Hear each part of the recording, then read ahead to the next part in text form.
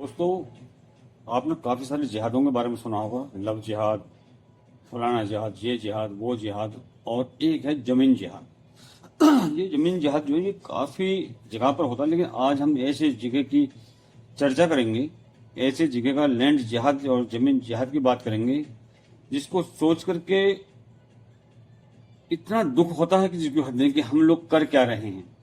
और मुस्लिम समाज के ऊपर में ये जिहाद का जो दोष लगता है ये कोई ऐसे नहीं लगता, इसके कारण है, तथ्य हैं। और अगर कोई भी मुस्लिम भाई ये कहे कि ये तथ्य झूठे हैं तो आए वो आकर के दावा करें, वो अपनी सच्चाई को साबित करे। हम आज में बात करेंगे। देखिए, इस देश के अंदर में जितने भी वीर बलिदानी हमारे हुए हैं वो हम सबके पूजनीय हैं, हमारा स्वाभिमान है, हमारा घमंड है। लेकिन इन लोगों ने उन्हीं बलिदानियों के शहीदी स्थल पर, जहां पर वो हुतात्मा ने अपने प्राण छोड़े थे, त्यागे थे, उसी जगह पर इन मुसलमानों ने लैंड जिहाद किया, उनकी जमीन पर इन्होंने कब्जा किया। आप लोग सभी जानते हैं कि हमारे क्रांतिकारी चंद्रशेखर आजाद जी की मृत्यु जो हुई थी या उनको जो मारा था वो कल का इलाहाबाद और आज के प्रयागराज में उनकी मौत हुई थी। उस स्थान पर इन लोगों ने कब्जा करा हुआ है, वक्फ बोर्ड का कब्जा उस पर है। लेकिन मैं आपको बता दूं कि अक्टूबर 2021 में हाईकोर्ट के आदेश पर चंद्रशेखर पार्क के अंदर जो मस्जिद और मजार बने हैं, 14 कब्र सहित दर्जन भर अवैध आक्रमणों को, जो अतिक्रमण इनको तोड़ा गया था। हाईकोर्ट ने साल 1975 के बाद बने अवैध निर्माण को हटाने का निर्देश दिया था। इसके बाद भी ये मजार नजर आ रही थी। इसका क्या है, उत्तर प्रदेश के प्रयागराज में माघ का मेला लगता है। इस माघ मेले में सुविधा और सुरक्षा को लेकर अधिकतर साधु संत प्रशासन की तरफ से बड़े संतुष्ट नजर आते हैं। और ये कब से नजर आते हैं? जब से प्रदेश के अंदर में योगी जी की सरकार आई है। मैं भाजपा की सरकार नहीं कहूंगा, मैं योगी जी की सरकार कहूंगा, क्योंकि मामला उत्तर प्रदेश का है। तो उत्तर प्रदेश के प्रमुख हमारे आदरणीय योगी जी हैं, जो हमारे मुख्यमंत्री। काफी चीजों में जहां शासन प्रशासन ने सराहनीय कार्य किए हैं, उनमें एक आध स्थान ऐसा रह जाता है जो कि सरकार की नजर से छूट जाता है, क्योंकि सरकार के अंदर भी इंसानी बैठे हुए हैं। और इन सभी स्थानों में सबसे प्रमुख है प्रयागराज में क्रांतिकारी चंद्रशेखर आजाद जी से जुड़े हुए स्थान है कुछ। और हमने उन बिंदुओं की तरफ ध्यान आकर्षित करने का फैसला लिया। ये हमारा फर्ज होता है, एक भारतीय होने के नाते मेरा फर्ज है कि उन चीजों की हम चर्चा करें। जो प्रयागराज में स्थान है, तकरीबन ये बात 2-3 साल पुरानी है। मैं राष्ट्रीय हिंदू संगठन के स्थापना दिवस के प्रोग्राम में गया हुआ था प्रयागराज, और हम उस चंद्रशेखर आजाद पार्क में गए थे। पूरा जो जमावड़ा इकट्ठा हुआ तो सभी गए थे वहां पर, जहां 27 फरवरी 1931 को अंग्रेजों से लड़ते हुए आजाद जी ने वीरगति पाई थी। यहां ये बात गौर करने योग्य है कि चंद्रशेखर आजाद को घेर कर खुद को गोली मारने पर मजबूर करने वाले जो लोग थे, उन लोगों में ज्यादातर भारतीय सिपाही थे। अंग्रेज कोई अपने घर से या इंग्लैंड से कोई फौज लेकर नहीं आए थे, बल्कि सारे हिंदुस्तानी ही थे। शर्म की बात हमारे लिए कि हमने अपने ही एक वीर सपूत को गोली मारी थी उस टाइम। ये भारतीय सिपाही ब्रिटिश अफसर नॉट बाबर के अधीनस्थ लड़ रहे थे, उनके अंडर में काम कर रहे थे उस टाइम पर। और उनमें एक प्रमुख नाम था इंस्पेक्टर विश्वेश्वर सिंह का, जो उस समय कर्नलगंज का जो थाना है उसके एसएचओ हुआ करते थे। उस कर्नलगंज थाने का नाम आज भी ज्यों का त्यों ही कर्नलगंज है, कोई बदलाव नहीं आया उसके अंदर में। प्रयागराज न सिर्फ चंद्रशेखर आजाद बल्कि उनके साथी पंडित रामप्रसाद बिस्मिल के नाम से विख्यात रामप्रसाद सिंह तोमर सहित कई अन्य वीर सपूतों की कर्मभूमि रहा है। हालांकि यहाँ घूमते हुए आपको कई स्थानों के नाम अभी भी अंग्रेजों नाम पर मिल जाएंगे। इनमें स्टेनली रोड, कर्नलगंज, मफबोर्डगंज, बेली रोड, वे अस्पताल और एलनगंज आदि आदि बहुत सारे हैं। चंद्रशेखर आजाद पार्क का मुख्य गेट नंबर 1 है। यहाँ पार्क में घुसने वालों को 10 किलो, जब आप जाओगे तो वहां पर 0 किलोमीटर का आपको पत्थर लगा हुआ मिलेगा। और जैसे गेट नंबर 1 से कोई पार्क में प्रवेश करता है, जैसे आप अंदर जाओगे, वैसे ही पार्क प्रशासन और डीएम प्रयागराज का बोर्ड भी लगा हुआ मिलता है। इस बोर्ड में बिल्कुल क्लियरली हाई कोर्ट का आदेश का हवाला देते हुए लिखा गया है कि उस स्थान का प्रयोग सिर्फ पार्क के लिए होगा।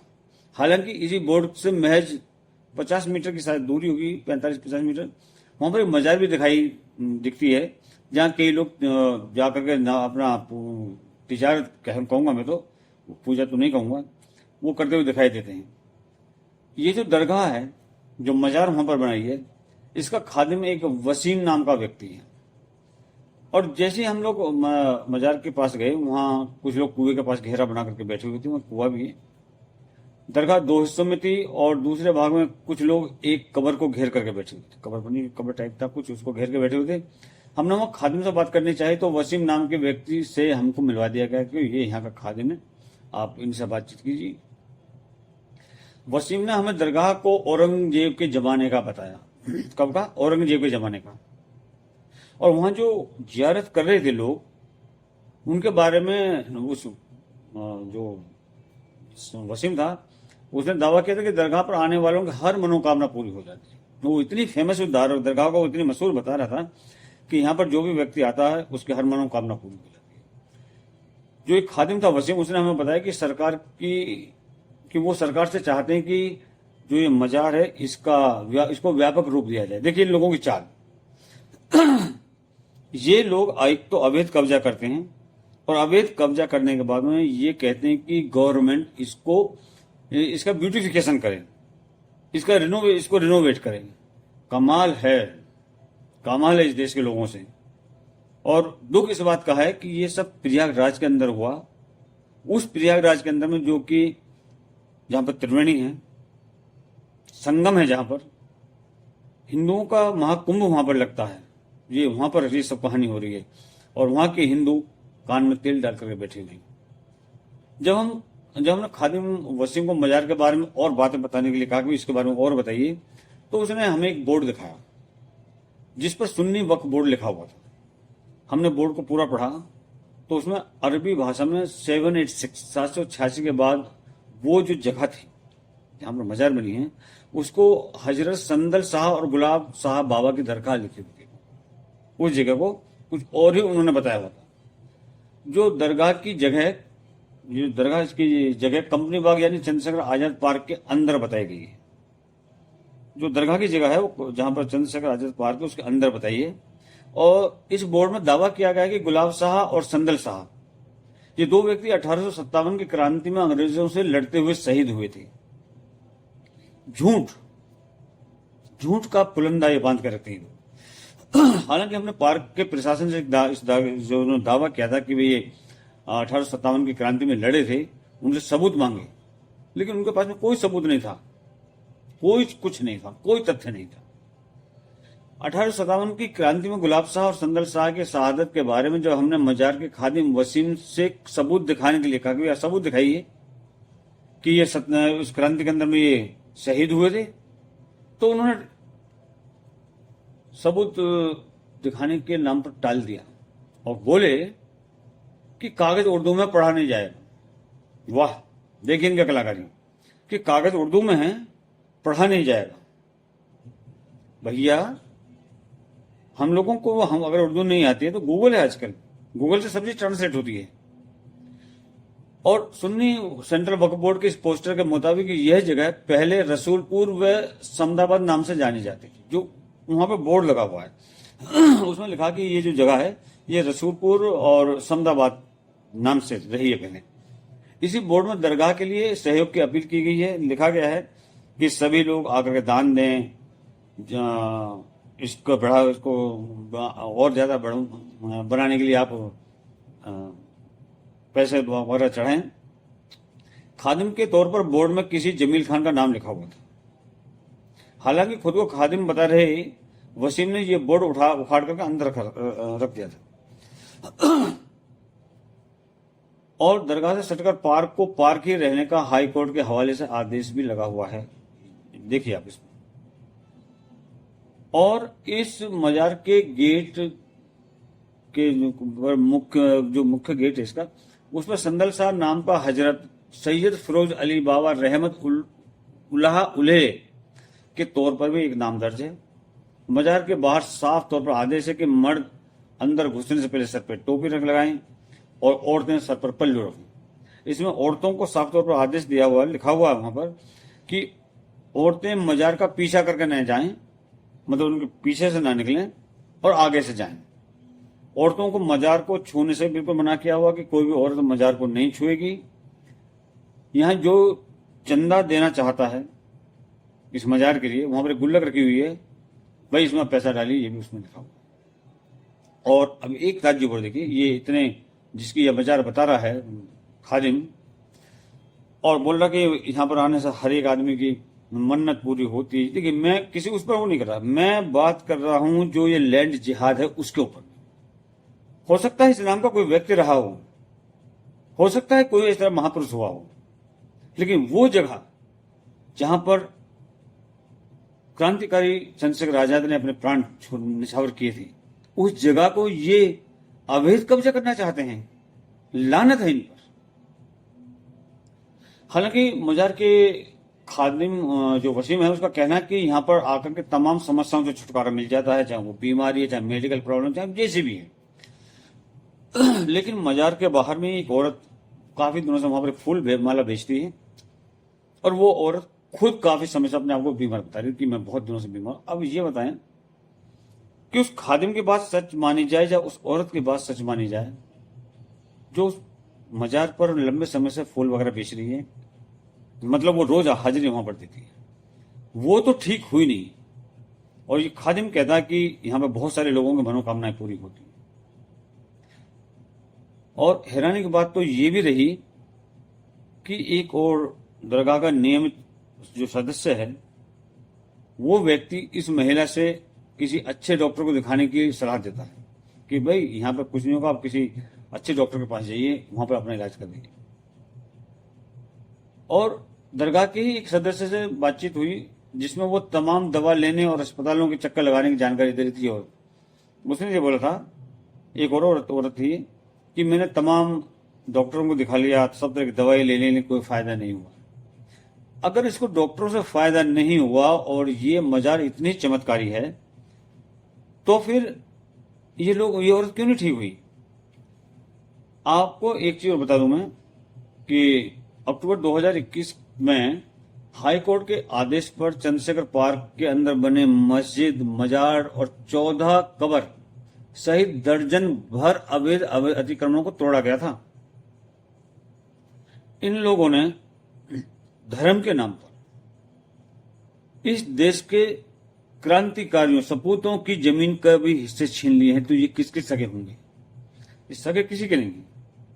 इनको अपनी जनसंख्या बढ़ानी है, इनको इस देश की जमीन के ऊपर में अपना कब्जा करना है, अनऑथराइज इंक्रोचमेंट करना है। हाईकोर्ट ने साल 1975 के बाद बने अवैध निर्माण को हटाने का निर्देश दिया था, ये वहां पर लिखा हुआ है। और इन अवैध निर्माणों को हटाने के लिए कई सामाजिक कार्यकर्ताओं ने कोर्ट में आरटीआई वगैरह पिटीशन डाल रखी है, जिसमें से एक राष्ट्रीय हिंदू संगठन है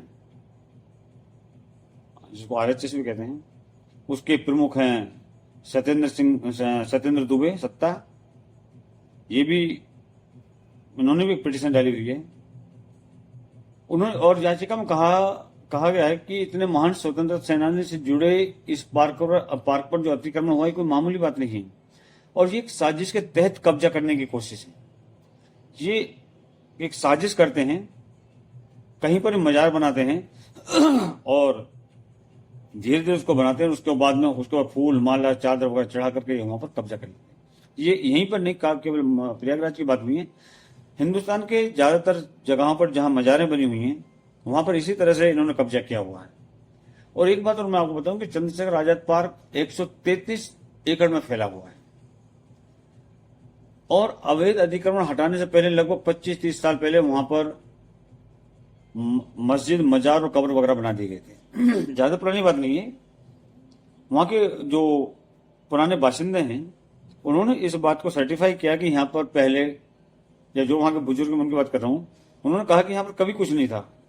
ये चंद्रशेखर आजाद जी की का शहीदी स्थल है, यहां पर कभी कोई मजार नहीं रही, कभी भी। उस दौरान वहां लगभग 20 मजार व 3 मस्जिद बनाई जा चुकी थी, करीब 25-30 साल पहले। हालांकि यहां पर बने मजार पर सुन्नी वक्फ बोर्ड ने अपना दावा किया हुआ है। ये नहीं कि खाली जो वहां के लोकल मुसलमान हैं उन्होंने किया हुआ है या उनकी वजह से, ऐसा नहीं है, बल्कि जो सुन्नी वक्फ बोर्ड है उसने अपना उस पर दावा किया हुआ है। और सितंबर 2022 में मुस्लिम पक्ष ने कोर्ट में एक याचिका दायर की थी, और याचिका में कहा गया था कि ये मजार 200 साल पुराना है। एक आध साल नहीं, 200 साल पुराना। हालांकि स्थानीय लोगों ने कहा कि ये मजार बिल्कुल अवैध है। और जब इनसे पूछा गया कि कोर्ट ने पूछा था कि आप इसके कागजात दिखाइए, तो कागजात नहीं दिखा पाए थे। ये सच्चाई है लैंड जिहाद की। ये कहते बेशक हैं कि हम कहीं जिहाद नहीं करते, लेकिन जीता जाता सबूत है। और ये उस व्यक्ति की जगह के ऊपर इन्होंने कब्जा किया है जिसको पूरा देश नतमस्तक होकर के प्रणाम करता है, जिसकी शहादत की वजह से हम लोग आज आजाद हुए हैं। कुछ तो शर्म कीजिए देश के लोगों, हमें शर्म आनी चाहिए। हम अपने वीर सपूतों के जो शहीदी स्थल हैं उन पर भी कब्जा करवा रहे हैं, और ये लोग कर रहे हैं। चलिए इस बात को आज यहीं समाप्त करते हैं, और अगली चर्चा में फिर कोई ऐसी जगह ढूंढेंगे, ऐसी जिहाद की या किसी और की बात करेंगे। तब तक के लिए नमस्कार, जय हिंद, जय भारत, जय श्री राम।